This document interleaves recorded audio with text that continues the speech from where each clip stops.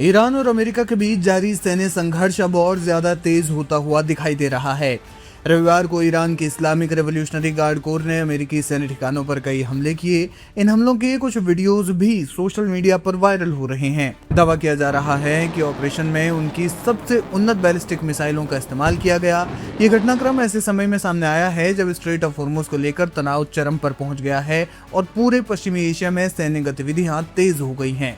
Mobile लॉन्चरों से मिसाइलें दागी जाती हुई देखी गई हैं। ईरानी सेना का दावा है कि इस अभियान में कद्र, इमाद, खैबर शिकन, फतेह और जुल्फिकार जैसी बैलिस्टिक मिसाइलों का इस्तेमाल किया गया। इन मिसाइलों में ठोस और तरल ईंधन वाली दोनों श्रेणियां शामिल हैं।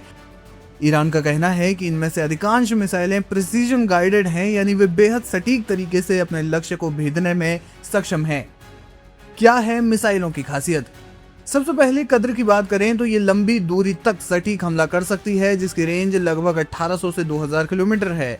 मध्यम दूरी के बैलिस्टिक मिसाइल की श्रेणी में ये आती है और तरल ईंधन से संचालित होती है। वहीं ये मिसाइल बड़े सैन्य ठिकानों और रणनीतिक लक्ष्यों पर लंबी दूरी से हमला करने में सक्षम है। दूसरी ओर इमाद की अगर बात की जाए तो ये लक्ष्य पर बेहद सटीक वार करती है, जिसकी रेंज 1700 से 2000 किलोमीटर है। ये ईरान की पहली प्रिसीजन गाइडेड बैलिस्टिक मिसाइलों में शामिल है। गाइडेड री एंट्री व्हीकल से भी ये लैस है और अंतिम चरण में भी लक्ष्य की दिशा बदलकर ज्यादा सटीक हमला कर सकती है। इसके अलावा ईरान ने इन हमलों में खैबर शिकन मिसाइल का इस्तेमाल किया, जो मिनटों में लॉन्च होने वाली मिसाइल है, जिसकी रेंज लगभग 1450 किलोमीटर बताई जाती है।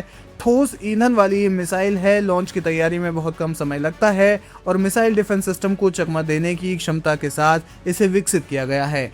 इसके अलावा फतेह मिसाइल की बात की जाए तो ये कम दूरी पर घातक प्रहार कर सकती है, जिसकी रेंज 250 से 300 किलोमीटर बताई जाती है, जो शॉर्ट रेंज बैलिस्टिक मिसाइल की श्रेणी में आती है। ये मिसाइल ठोस ईंधन से संचालित होती है और एयरबेस, कमांड सेंटर और सैन्य ठिकानों पर सटीक हमले के लिए जानी जाती है।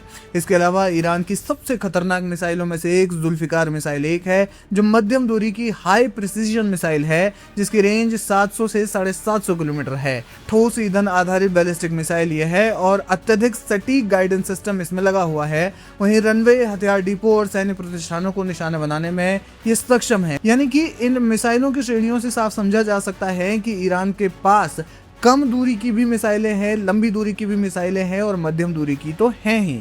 ईरान ने इस हमले में अलग अलग रेंज और क्षमता वाली मिसाइलों का एक साथ इस्तेमाल किया।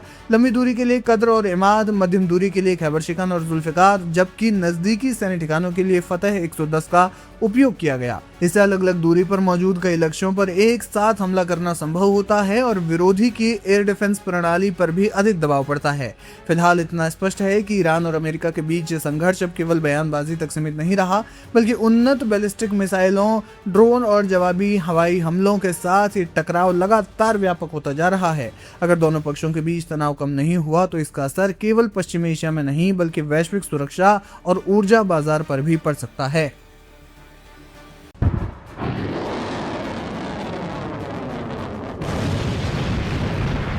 मध्य पूर्व में चल रहा सैन्य टकराव अब एक अत्यंत विनाशकारी चरण में पहुंच गया है।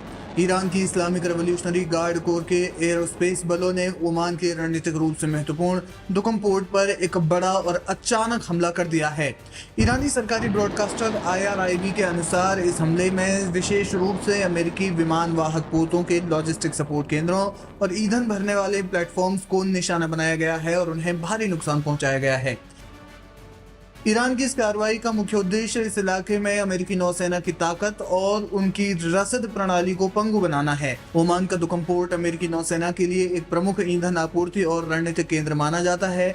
ईरान ने इस हमले को अमेरिका और इजरायली सैन्य आक्रामकता के खिलाफ अपनी जवाबी कार्रवाई का तीसरा चरण घोषित किया है। दरअसल हाल ही में अमेरिकी सेना ने ईरान के तटीय शहरों और करीब 140 सैन्य ठिकानों पर ताबड़तोड़ हवाई हमले किए थे, जिसके जवाब में ईरान ने सीधे ओमान स्थित अमेरिकी ठिकानों को दहला दिया था।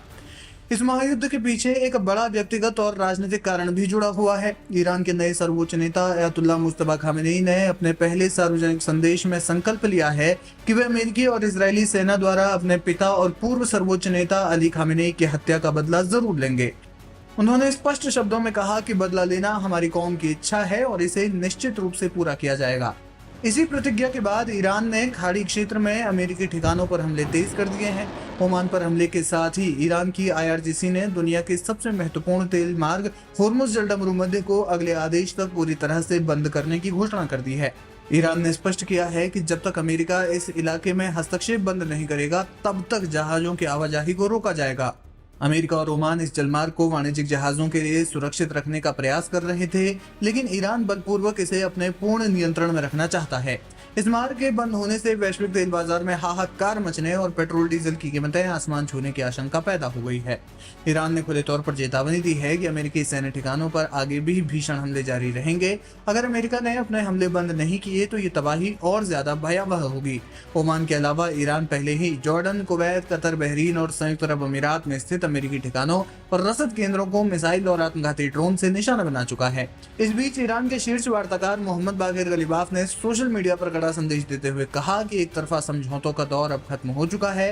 अपनी बात पर टिके रहो या फिर अंजाम भुगतने के लिए तैयार रहो। इस प्रकार ओमान के पोर्ट पर हुए हमले ने यह साबित कर दिया है कि पूरा खाड़ी क्षेत्र अब एक बड़े क्षेत्रीय युद्ध की कगार पर खड़ा है, जिसके वैश्विक परिणाम बेहद गंभीर हो सकते हैं।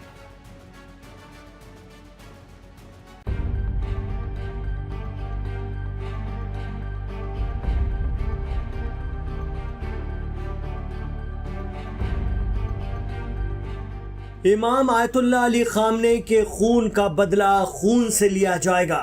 हमारे पास आयतुल्लाह खामने और आज के हुसैनियों के गुनहगारों की पूरी लिस्ट मौजूद है। ये जान ले दुनिया कि ईरान के गुनहगार अब शांति की मौत नहीं मर सकेंगे। वो अपनी इस अधूरी ख्वाहिश के साथ ही कब्रों में जाएंगे। जी हाँ, ईरान के supreme leader Syed Mojtaba Khamenei ने खुला ऐलान कर दिया है। ईरान के पूर्व supreme leader Ayatollah Ali Khamenei को सुपुर्द खाक किए जाने के बाद नए supreme leader Ayatollah Mojtaba Khamenei ने ईरान की जनता के नाम एक पत्र लिखा है, जिसमें उन्होंने साफ कह दिया है कि ईरान अपने दुश्मनों से अपना बदला पूरा करेगा। मुज्तबा खामनेई ने अपने पिता और ईरान में शहीद का दर्जा हासिल कर चुके इमाम खामनेई के लिए खत में लिखा कि उनकी सोच हुसैनी थी, उनका चलन हुसैनी था, उनकी जद्दोजहद हुसैनी थी। उन्होंने हुसैनी जीवन जिया और इमाम हुसैन के रास्ते में अपना खून देकर हुसैनी शहादत हासिल की। वो हुसैनियों के उस दर्जे में शामिल हो गए हैं जो अब इमाम हुसैन अलैहिस्सलाम के रास्ते और उनके आदर्शों के लिए अन्याय सहते हुए अपना खून ज़मीन पर बहाते हैं तो इस्लामी उम्मत हरकत में आ जाती है। ये समय आशूरा से और वो स्थान करबला से जुड़ जाता है। यही वो महान लीडर हैं। ईरानी जनता के नाम अपने लेटर में मुज्तबा खामनेई लिखते हैं कि उसी हुसैनी जोश ने हमारे राष्ट्र को एक नई जागृति दी है, एक नई बेदारी दी है। ये इमाम हुसैन अलैहिस्सलाम की मजलूमियत और उनकी पुकार की जीवनदायिनी आवाज़ है जो ईरान और उसके बाद इराक और अन्य देशों में उठ खड़ी होती है और आगे भी होती रहेगी और झूठ यानी बातिल की जड़ों को हिला देगी।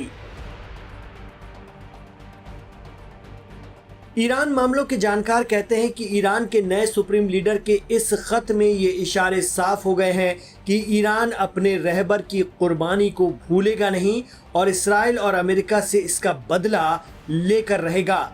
जब तक ईरान में इस्लामी रेवोल्यूशन है तब तक इसराइल के बड़े लीडर खतरे में रहेंगे और प्रेसिडेंट ट्रंप पहले ही खुद की जान को खतरा बता चुके हैं। आयतुल्लाह मुज्तबा खामनेई ने अपने लिखित संदेश में ये भी बता दिया है कि बदला पूरा किए बिना जंग रुकेगी नहीं, बल्कि किसी न किसी रूप में चलती रहेगी। उन्होंने ईरान की जनता से साफ कह दिया है कि हम पक्का वादा करते हैं कि हम आपके और इन दो युद्धों के सभी शहीदों के पवित्र खून का बदला इन निर्लज्ज और अपराधी हत्यारों से लेंगे। वो 12 दिनों की जंग और 40 दिनों की जंग का जिक्र कर रहे थे।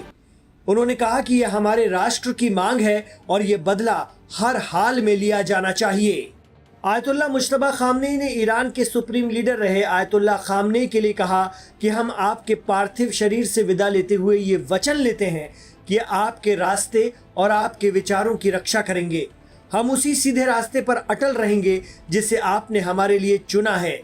हम आपकी ही तरह खुदा के वादों पर पूरा यकीन रखेंगे और कठिनाइयों यानी मुसीबतों और दुश्मनों से कभी भी डरेंगे नहीं। हम आपके हत्यारों और इस रास्ते के सभी अपराधियों से अपना संघर्ष जारी रखेंगे।